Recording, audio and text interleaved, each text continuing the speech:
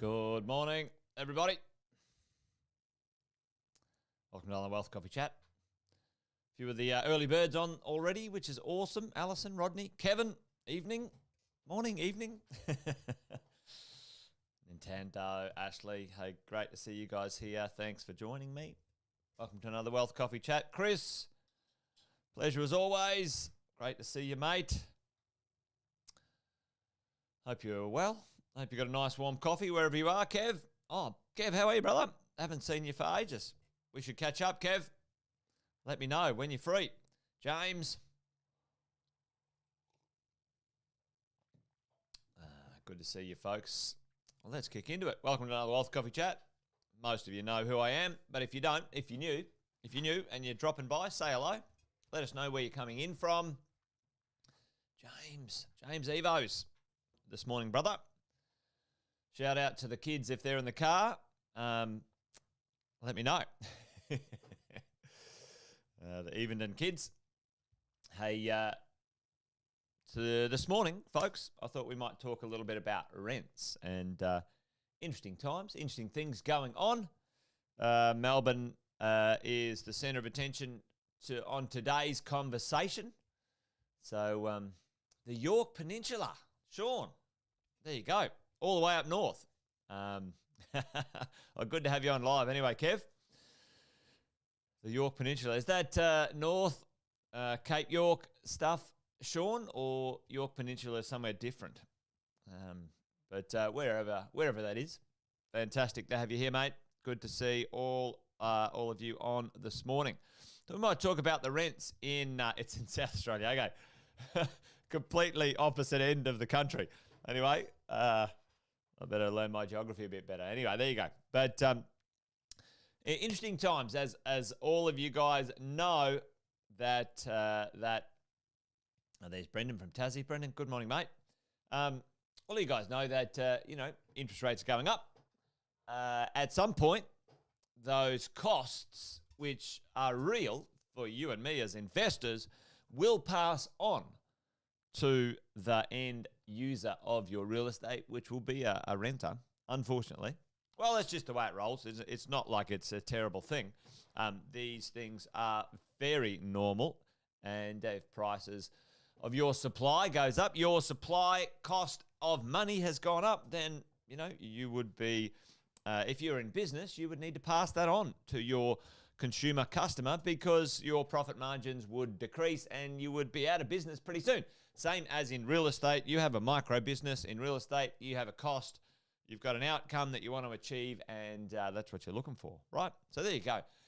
Interesting times in the world of rentals. We've talked about it. I've talked about it for ages. Vacancy rates at all-time lows, like all over the place. And it's been pretty interesting to see, team, that stuff changing. It's changed in a number of locations a bit quicker than places like Melbourne per se. I'm just going to see if I can grab one of these charts I've had just of recent times. But the places that the vacancy rates / rental increases have changed or happened a lot quicker. Add this.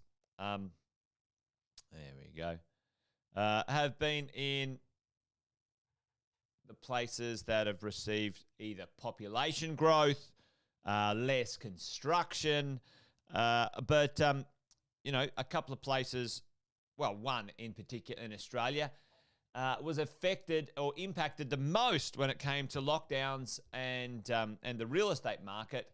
When it came to rentals, not capital growth, by the way, but rentals. Which market is that? Tell me that in the chat.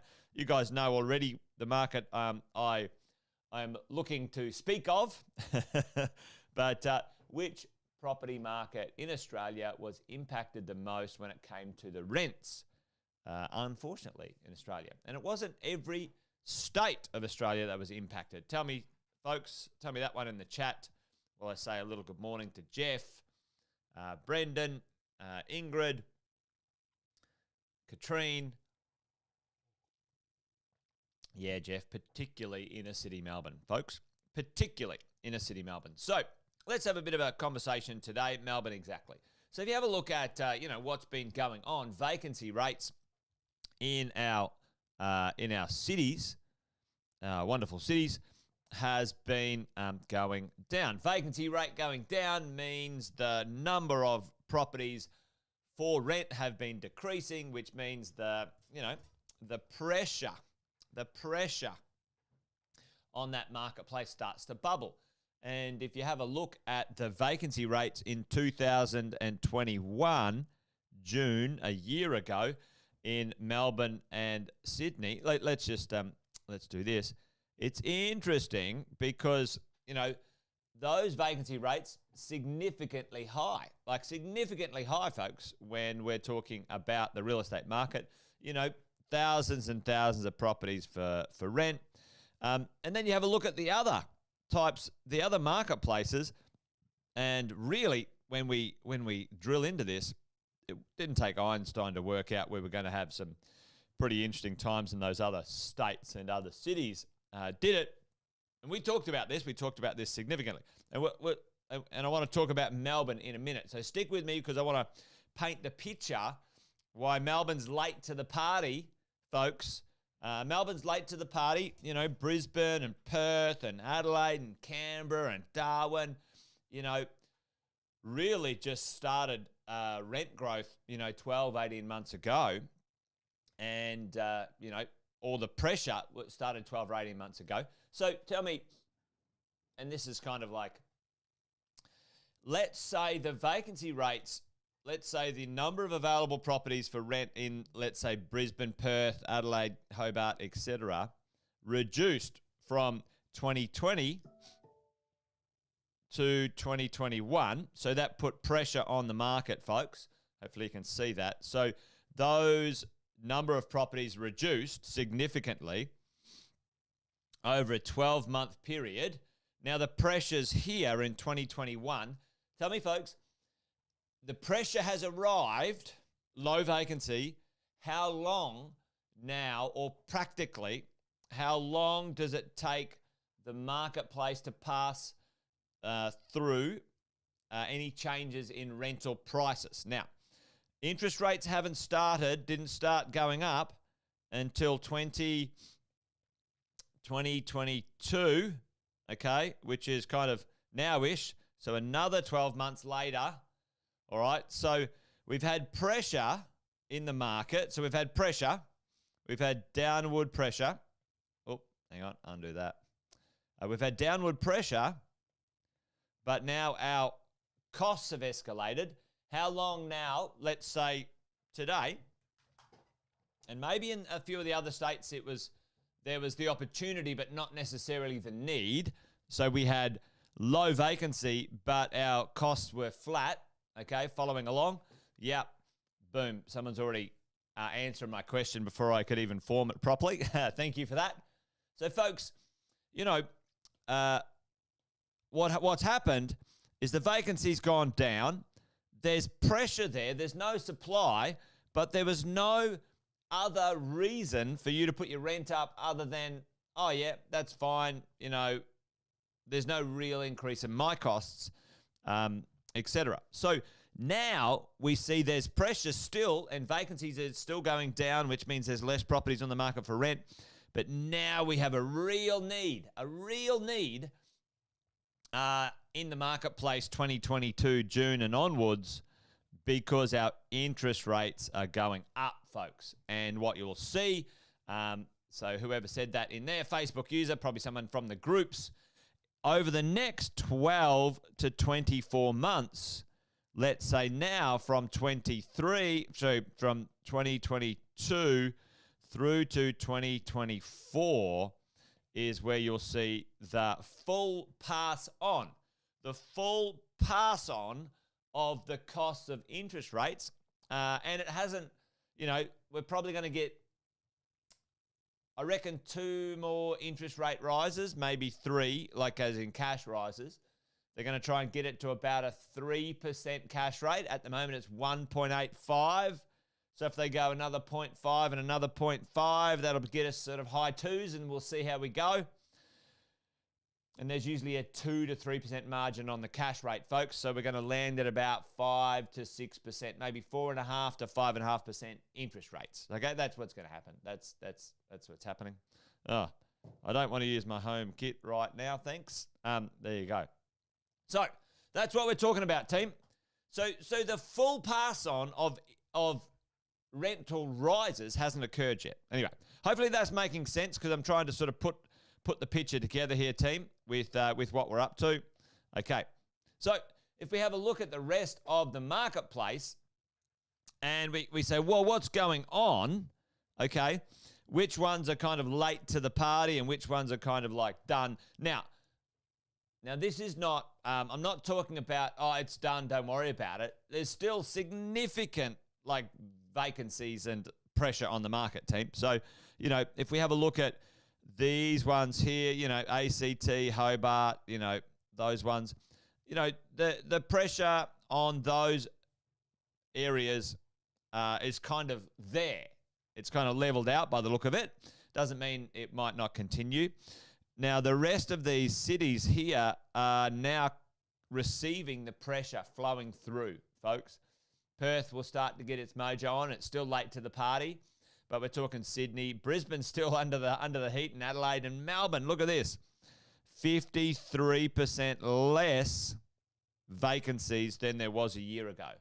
Okay, and we can see that with all of our stats and bits and pieces, leading to, you know, some areas, especially in the apartment space, the unit space, 12-month changes in certain locations of 30% rental increases.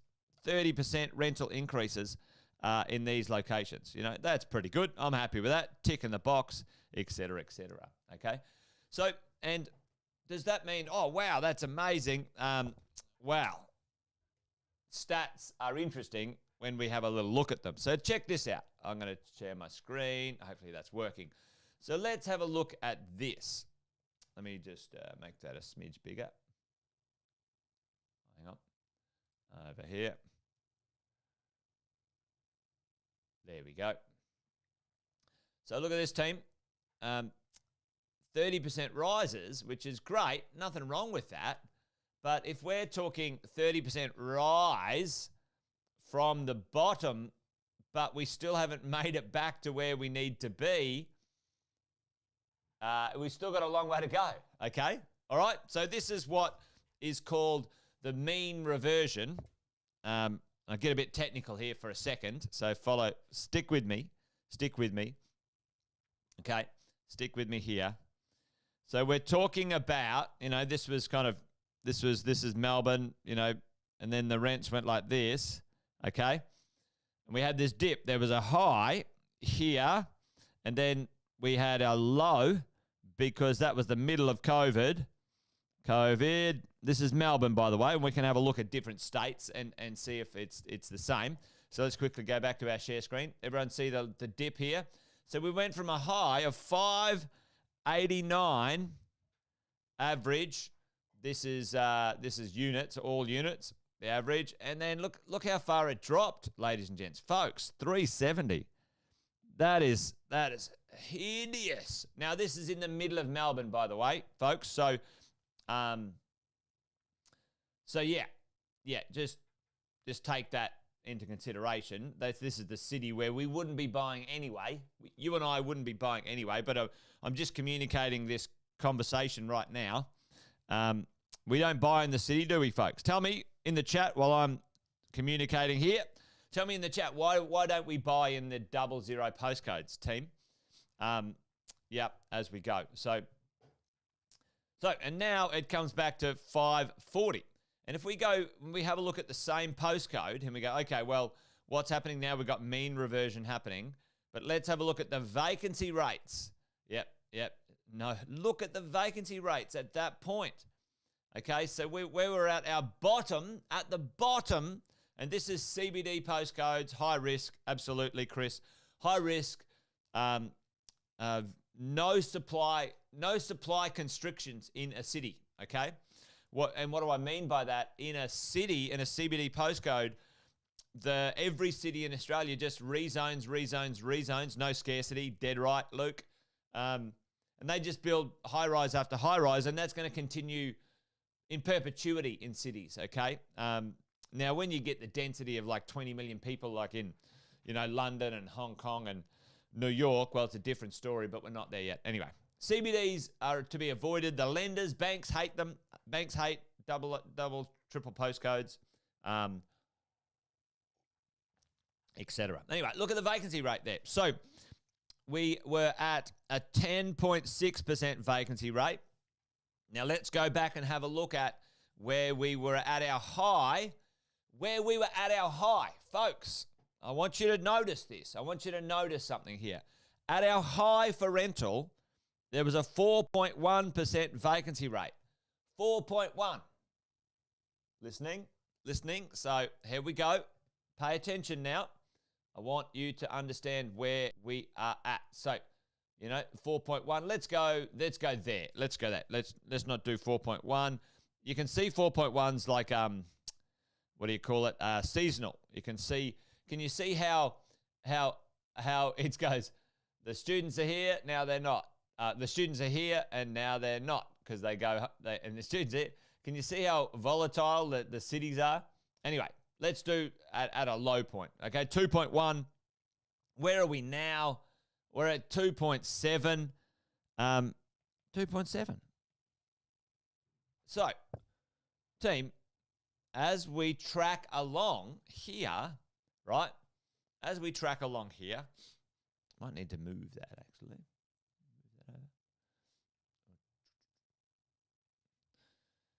I think there's something I need to do. Oh, there we go. There we go. A little bit better.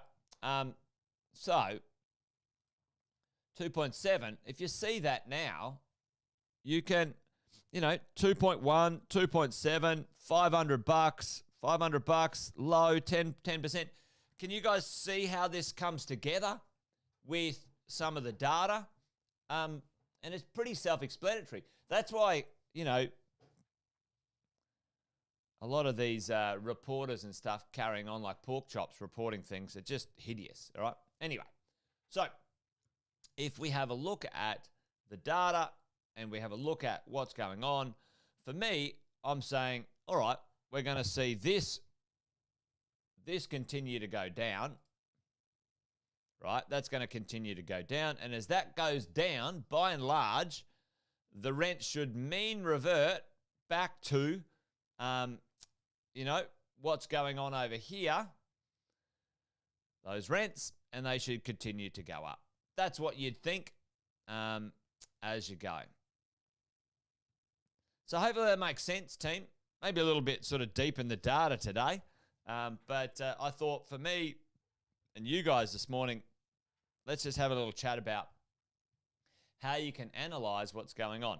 The point is, if you want to have a look at maybe an area that you have a property in, let's say Melbourne, and will all of those properties go up 30, 40% right now? The answer might be no. The answer might be no. Maybe the vacancy in the area is still a bit low. Maybe the bulk of rentals hasn't changed over yet. So maybe you're the first rental to change in that sort of space. So you got to understand what you're sort of doing, right? So I've got a property in Collingwood,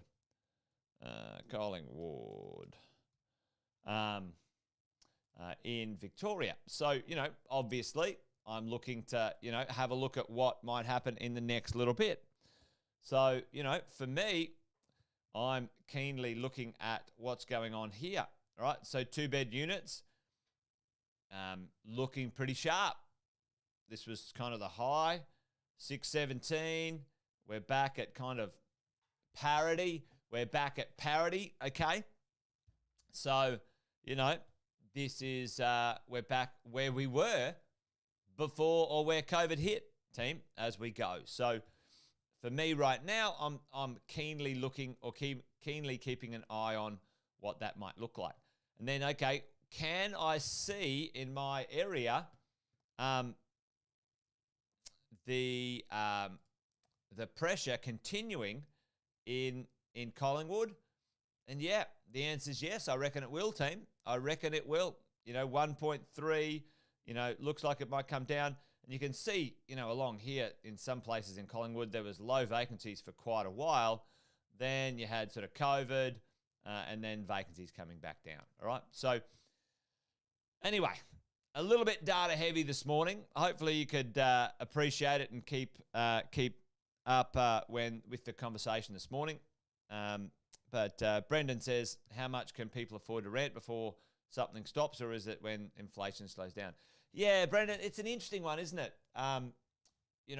Inflation often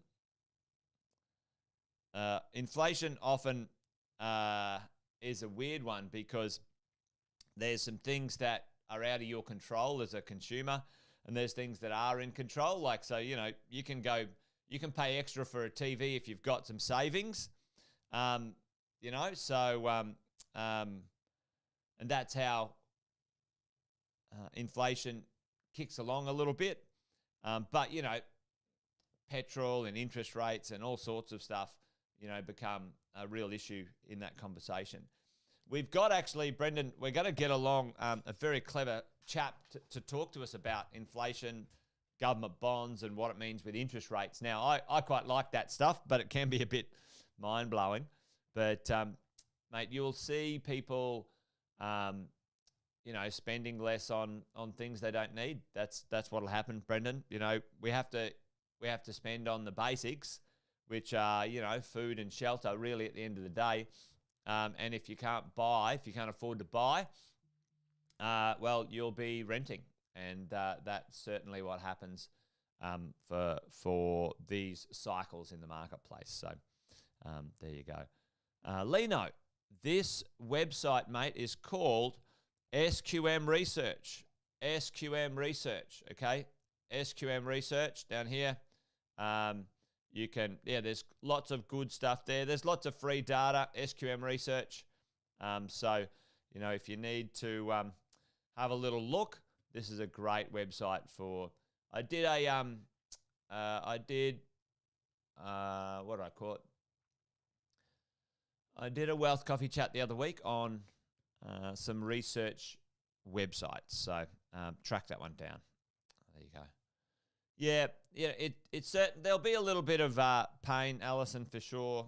And it's an interesting one, isn't it? Because there was a lot of COVID cash come out to businesses and people. So a lot of people put it aside. So it's kind of like this, the universe balances things out, right? It seeks a neutral position, and that's the same with money. Yeah.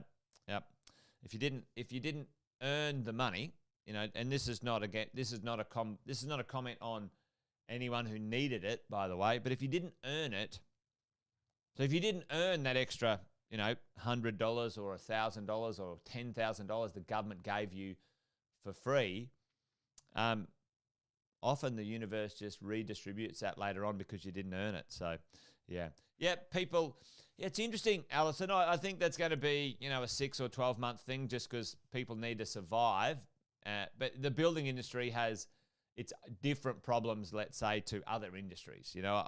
I know people in the world of accounting that couldn't get accountants to save themselves, right? So there's just nobody applying for jobs. And so different industries, different strokes for different folks. But there you go.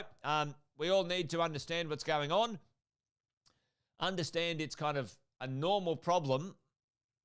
It's a normal thing that's going on from, let's say, a few abnormal problems. So there you go. Anyway, I'm just rabbiting on now. You guys be good. I think that's it. I'm done and dusted for today. I hope you're all awesome and well. And good to have you here eventually. Anyway, Joel, thanks. The rest of you guys, Chris, Luke, Jeff, Sharon, Katrine, whoever's still here, thanks for hanging out. Looks like my internet's starting to puff out now too. Anyway, I'm just rabbiting on. All right, you guys be good, be well. Join me tomorrow for Friday, Fabulous Friday. And